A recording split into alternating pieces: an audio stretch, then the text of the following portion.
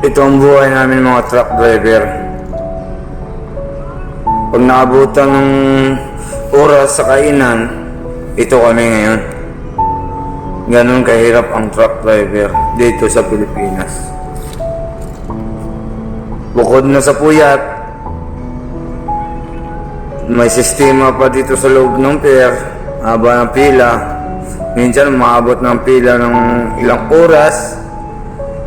Tapos gutom, puyat, 100% ng katawan, gumagalaw.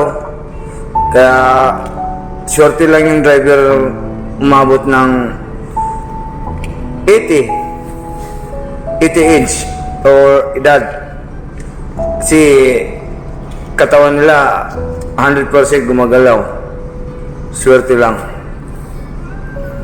Kaya kami mga driver, minsan pagdating sa kalsada, kami pa ang gagatasan ng mga traffic enforcer. Kami pa ang papahirapan ng mga gobyerno. Samantala kami nagdadala ng mga produkto dito sa lahat ng Pilipinas. Diba? Minsan, sa isang mayaman sa katulad namin, truck driver, makasagi lang kami sa mga mayaman. Kahit kasalanan ng mayaman, kami pa rin kasi kami ang malaki, kami ang truck daw. Baliktad yung batas natin dito sa Pilipinas. Pag ang truck nakasagi ng kotse na mali sa kotse, truck pa rin ang mali. Kasi na basag nila na ganyan. Ganun talaga dito sa Pilipinas. Pero sa ibang bansa, hindi yung ganun.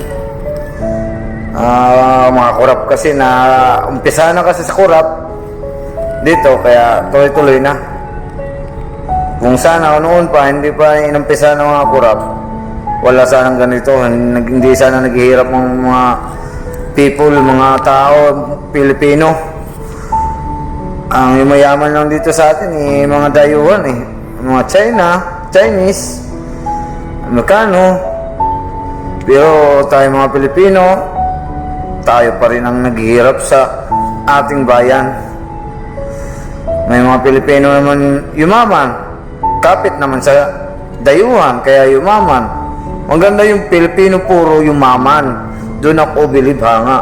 Wala talaga Pilipino yumaman.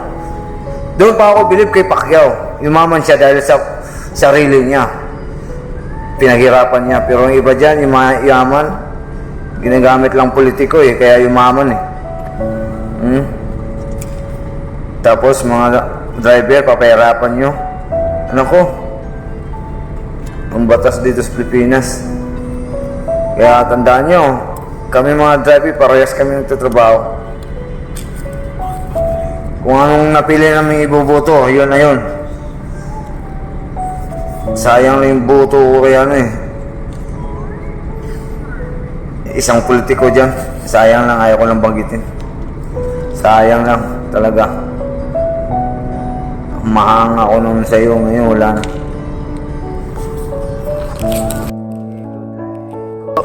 Good luck guys. Kain muna tayo.